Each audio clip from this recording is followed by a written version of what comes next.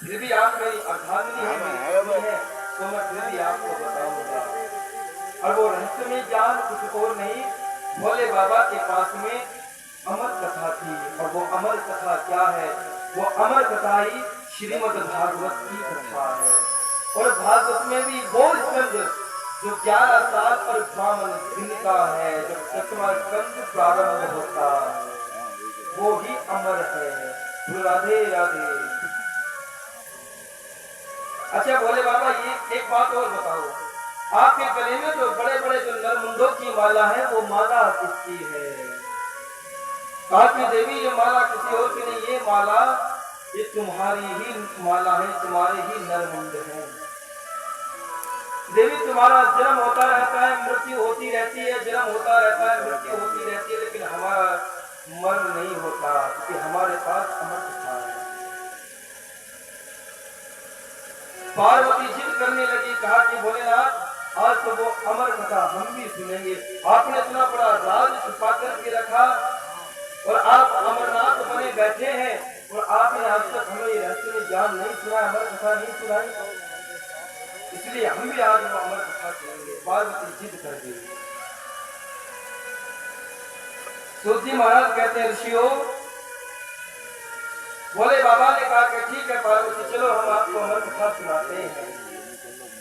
और अमरनाथ की कंदराओं में जाकर के भोलेनाथ ने डमरू बजाया, आकाशवाणी होती है, डमरू बजाते हैं भोले बाबा।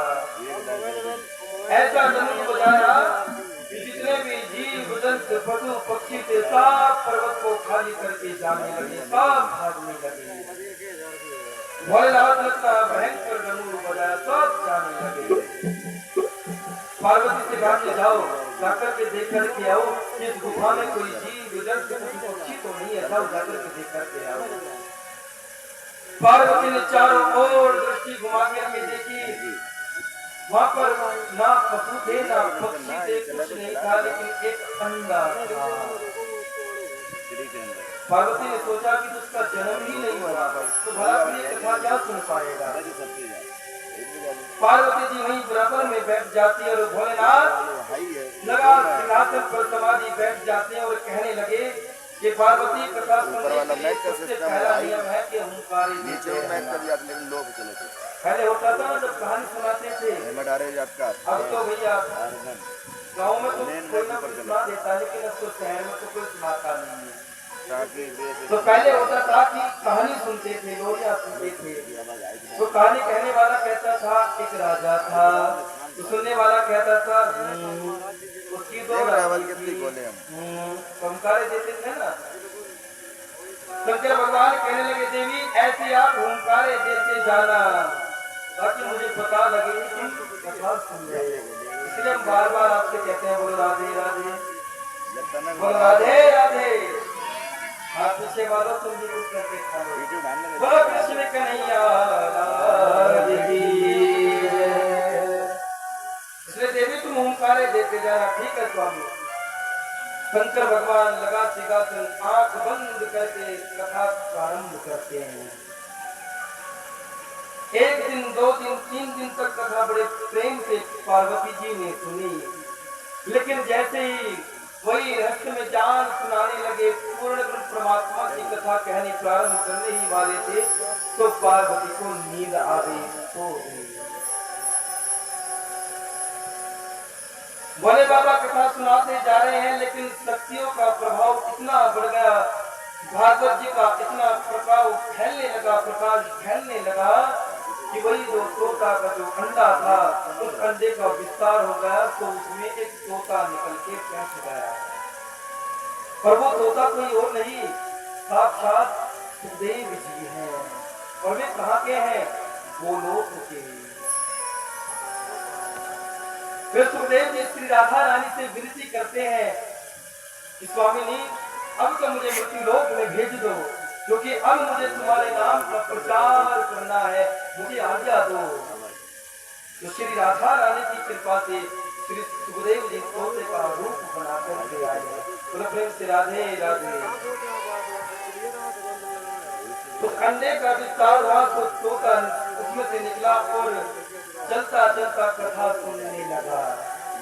कहते हैं कि केवल एक ही ऐसा पक्षी है जो सिखाते हैं बोलता वही है, वो वही बोलता है। उस तोते ने सोचा कि मैया तो सो गई है और ये कथा ऐसे व्यर्थ चली जाएगी, तो वही तोता हुंकारे देने लगा। एक गांव में कथा करने के लिए गए, तो ऐसे कथा के बाद में बगीचे में हम ऐसे टहल रहे थे, तो उसी बगीचे में एक वृक्ष पे तोता था और वो आकर के कहने लगा राधे राधे राधे राधे। हमने सोचा भैया कोई नजर भी नहीं आ रहा, अभी राधे राधे कौन गा रहा है। अब हमने चारों ओर नजर घुमाई, चारों ओर नजर घुमा करके देखा, अरे राधे राधे कौन गा रहा है, लेकिन कुछ नजर ही नहीं आया। जो कथा करा रहे थे यजमान जी, हमने कहा कि भैया हमें ऐसे लगता है कि तुम्हारे बगीचे में कोई प्रेत है, कोई भूत है। वे कह रहे कि महाराज जी कैसे। अरे भैया हम गए थे तो वहाँ कोई ऐसे बोलता है, बड़ी मीठी आवाज में, मनुष्य की आवाज में बोल रहा था राधे राधे राधे राधे। हमने सारा बगीचा छान दिया लेकिन हमें कोई मिलाई नहीं। तो यजमान बड़े प्रसन्न हुए, हंसने लगे, कहा महाराज जी तुम भी बड़े भले हो। अरे वे हमारे मिठू जी हैं। हाँ, अब जैसे मिठू जी को लेकर के आए तो वही इतना सुंदर होता, बड़ा आश्चर्य हुआ। ऐसा श्लोक गाता है, ऐसा मंत्र का उच्चारण करता है, क्योंकि केवल तोता है ऐसा पक्षी जो सिखाते हैं बोलता वही है। तोते ने कथा सुननी प्रारंभ की, जब 7 दिन पूरे हो गए, भोले बाबा ने जयकारा लगाया, बोले भागवत महापुराण की जय, कृष्ण कन्हैया लाल की जय। अब पार्वती जी की निद्रा खुल गई। हाँ भोलेनाथ आगे क्या हुआ स्वामी, आगे क्या हुआ। कहा पार्वती तुमने कथा नहीं सुनी। नहीं प्रभु कथा तो सुन रहे थे, लेकिन कथा सुनते सुनते ऐसी समाधि लगी कि कथा का आवाज मिलेगा। अच्छा देवी जब तुमने कथा नहीं सुनी तो फिर कथा सुन कौन रहा था। अब ऐसी दृष्टि घुमा करके देखी तो छोटा सा सुख नजर आया। शंकर भगवान को क्रोध आ गया तो तीसरा नेत्र खोल करके त्रिशूल हाथ में उठा लिया कि मैं सुख तुझे नहीं छोड़ूंगा, क्योंकि तूने चोरी से कथा सुनी है, मैं तुझे जीवित नहीं छोड़ूंगा। आगे आगे सुख और पीछे पीछे भोलेनाथ त्रिशूल लेकर के भागे चले जा रहे हैं कि मैं तुझे जीवित नहीं छोड़ूंगा। और उड़ता उड़ता वो सुख वो तोता व्यास जी की गुफा में व्यास जी की पत्नी ऋतु धर्म से निवृत्त होकर के अपनी कुटिया की अटारी पर टहल रही थी, तो आलस्य के कारण कई बार होता है बाल किताब ऐसे कोई जमाई आ जाती है, मुंह खुल जाता है। तो आलस्य के कारण व्यास जी की पत्नी का मुंह खुल गया, तो उसने सोचा कि इससे बढ़िया कोई जगह मिल ही नहीं सकती। तो वही सुख व्यास जी की पत्नी के गर्भ में जाकर के प्रवेश कर जाता है। भोलेनाथ पीछे त्रिशूल लेकर के भागे भागे आ रहे हैं कि मैं तुझे जीवित नहीं छोड़ूंगा, मैं तुझे जीवित नहीं छोड़ूंगा। व्यास जी ने देखा कि भोलेनाथ चले आ रहे हैं, तो आकर के भोलेनाथ जी को प्रणाम किया, स्वागत किया कि बताओ प्रभु कैसे आना हुआ और आप इतना क्रोध में होकर के इधर भागे भागे क्यों जा रहे हो। तब भोलेनाथ ने कहा कि व्यास जी आप नहीं जानते, आपके आश्रम में आपकी कुटिया में एक चोर छुपा बैठा है और उसने चोरी से कथा को सुना है और मैं उसे जीवित नहीं छोड़ूंगा, मैं उसे मृत्यु दंड दूंगा। इसलिए कभी भी कथा चोरी से सुननी नहीं चाहिए। चोरी से कैसे, जो प्रांगण के पीछे बैठ करके सुनते हैं तो वो चोरी होती है। इसलिए चोरी से कथा नहीं सुननी चाहिए, कभी सामने बैठ करके कथा सुननी चाहिए। तो मैं उसे जीवित छोड़ने वाला नहीं हूँ। व्यास जी मुस्कुराने लगे, कहने लगे भोले बाबा तुम बड़े भोले हो। एक बात तो आप कहते हो कि कथा सुन करके अमर हो जाते हैं, मृत्यु नहीं होती, और दूसरी बात में आप कहते हो कि मैं उसे जीवित नहीं छोड़ूंगा। भोलेनाथ अब वो सुख कथा सुन चुका है, वो अमर हो गया है, तो आप उसे मार नहीं सकते।